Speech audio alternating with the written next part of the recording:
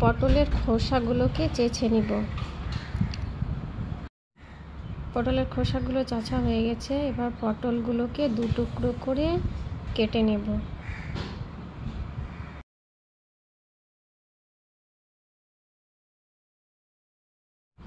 পটলের ভিতর থেকে বীজগুলোকে বের করে নিব একটা চামচ দিয়ে।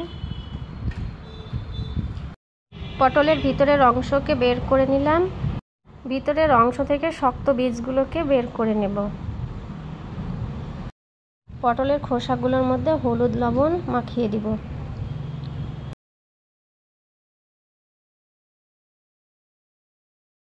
পটলের ভিতরের অংশগুলোর একটা পুর বানিয়ে নিব। তার মধ্যে একটা সিদ্ধ করা আলু, পেঁয়াজ, কাঁচা লঙ্কা দিয়ে দিব।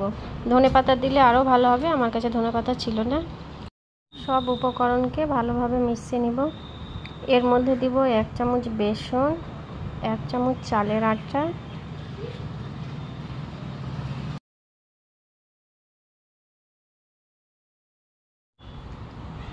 এরপরে হলুদ, লঙ্কা গুঁড়ো আর লবণ দিয়ে ভালোভাবে মিশিয়ে নেব।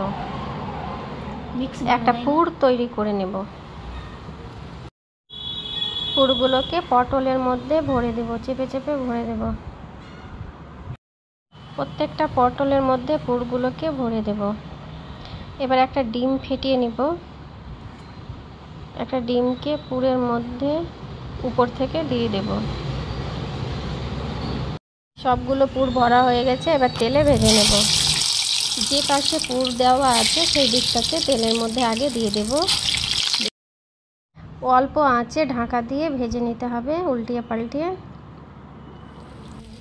আমার এক সাইডটা লাল হয়ে গেছে, উল্টিয়ে দিলাম। এভাবে আস্তে আস্তে করে উল্টিয়ে ভেজে নিতে হবে লাল লাল করে। বাকি পটলগুলোকেও একইভাবে ভেজে নেব। এভাবে পটল একবার বানিয়ে দেখবেন, খুবই টেস্টি হয় খেতে। আমার পটলগুলো রান্না হয়ে গেছে, একটা প্লেটের মধ্যে সাজিয়ে নেব।